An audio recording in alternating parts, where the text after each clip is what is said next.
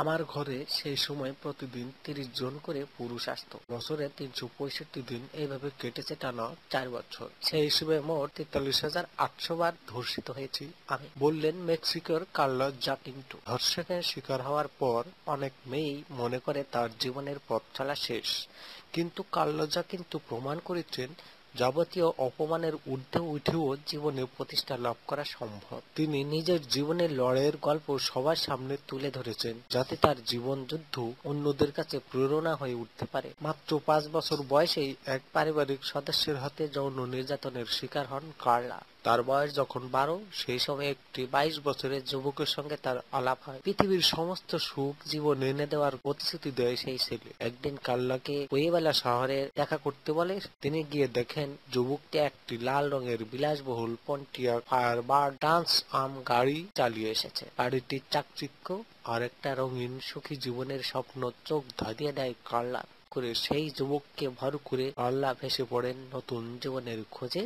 ঘর বাঁধেন কার্লা। বিয়ের প্রথম ৩ মাস স্বর্গ সুখে কাটে কার্লার। তাকে নিয়ে আলাদা একটি ফ্ল্যাটে উঠে যায় সেই যুবক। যুবকটি সারাদিন কাজের কথা বলে বাইরে কাটাতো, আর অনুপস্থিতিতে কিছু যুবক যুবতী কার্লাদের ফ্ল্যাটে আসতো একান্ত সময় কাটাতে। যুবকটিকে এই বিষয়ে প্রশ্ন করলে সে বলতো ছেলেগুলি তার কাজিন, নিজেদের বান্ধবী নিয়ে তারা ফ্ল্যাটে আসে নিভৃতে সময় কাটাবে বলে। কিন্তু কিছুদিন পর বিষয়টি অসহ্য হয়ে উঠল কার্লার কাছে। তিনি সরাসরি জিজ্ঞাসা করেন, ব্যাপারটা কি বলতো? যুবকটি কোনো রাগঢাক না করে জানালো যে আসলে সে বেশ্যাদের দালাল, নারী পাচার চক্রের সঙ্গেও সে জড়িত। পাশাপাশি এটাও সে স্পষ্ট করে দিল আল্লাহকেও এবার নামতে হবে যৌন পেশায়। কিভাবে খদ্দেরদের খুশি করতে হবে, কিভাবে কথা বলতে হবে, তার সঙ্গে কত টাকা দাম চাইতে হবে, তার কাছ থেকে সবকিছু সে বুঝিয়ে দিলে কার্লার স্বপ্ন মুহূর্তের মধ্যে ভেঙে হয়ে যায় চুরমার। গুয়াদালাজারার বেশ্যাপল্লীতে সেই যুবকটি কার্লাকে নিয়ে তোলে। তারপর শুরু হয় কার্লার নরক যন্ত্রণা ভোগ। সংবাদ মাধ্যমকে কার্লা বলেছেন, সকাল ১০টা থেকে শুরু হতো আমার ঘরে খদ্দের আসা, চলতো মাঝরাত পর্যন্ত। বিচিত্র সেই মানুষ, উদ্ভট তাদের চাহিদা। একবার এক চাষাভুষা মানুষ এলো কার্লার ঘরে। সে ঘরে ঢুকেই লোহার চেন দিয়ে পেটাতে শুরু করলো কার্লাকে। চুলের মুঠি ধরে মারে, যাতে ছকিল চর ঘুষিও, লোহার রড গরম করে ছেঁকাও দেয় কার্লার গায়ে।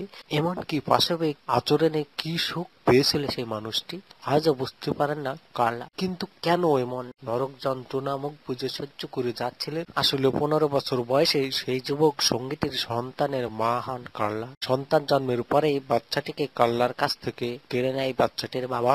লোকের রাখে কোনো এক গোপন আস্থা নাই। এই নারকীয় জীবন থেকে যখনই মুক্তির কথা তুলতো কার্লা, তখনই তাকে ভয় দেখানো হতো তার সাঙ্গপাঙ্গদের কথা না শুনলেই মেরে ফেলা হবে শিশুটি। সিএনএন কে দেওয়া এক সাক্ষাৎকারে কার্লা জানিয়েছেন, একবার গুয়াদালাজারার লালবাতি এলাকায় পুলিশি অভিযান হলো। কার্লা সহ অন্যান্য মেয়েদের সেখান থেকে উদ্ধার করে নিয়ে যাওয়া হলো একটি আস্তানায়। কিন্তু কি আশ্চর্য, মেয়েগুলিকে মুক্তি দেওয়ার বদলে পুলিশ জোর করে তাদের অশালীন ভিডিও তুলে নিল। তারপর শুরু হলো ব্ল্যাকমেইল। বলা হলো টাকা পয়সা দিয়ে পুলিশকে সন্তুষ্ট করতে না পারলে এই ভিডিওগুলি পৌঁছে দেওয়া হবে ওইসব মেয়েদের পরিবারের সদস্যদের কাছে। নাবালিকা মেয়েগুলি কান্না সেদিন পুলিশের মন গলাতে পারেনি। ১৬ বছর বয়সে নিষিদ্ধ পল্লী থেকে পালাতে সক্ষম হন কার্লা। আজ কার্লার বয়স ২৩। আজ তিনি দিকে দিকে সভা সমিতিতে বলে বেড়ান নিজের অভিশপ্ত জীবনের কাহিনী। উদ্দেশ্য একটাই, নারী পাচারের বিরুদ্ধে প্রতিরোধ গড়ে তোলা। নিজের ভাষণে তিনি বলেন, আমার ঘরে সেই সময় প্রতিদিন ৩০ জন করে পুরুষ আসতো, বছরে ৩৬৫ দিন, এইভাবে টানা ৪ বছর। সেই হিসেবে মোট ৪৩,৮০০ বার ধর্ষিত হয়েছে আমি। একটি মেয়ের অনিচ্ছা সত্ত্বেও তার সঙ্গে যৌন মিলনকে ধর্ষণ ছাড়া আর কিছুই বলতে রাজি নন কার্লা। তিনি জোরের সঙ্গে বলছেন, আমি নাবালিকা মেয়েদের সতর্ক করে দিতে চাই যে তারা যেন তাদের অল্প বয়সে কোন রকম প্রলোভনে পা না দেয়। লোভ যেন তারা না করে, না হলে আমি যে নরক যন্ত্রণা ভোগ করেছি তা ভোগ করতে হবে তাদেরও।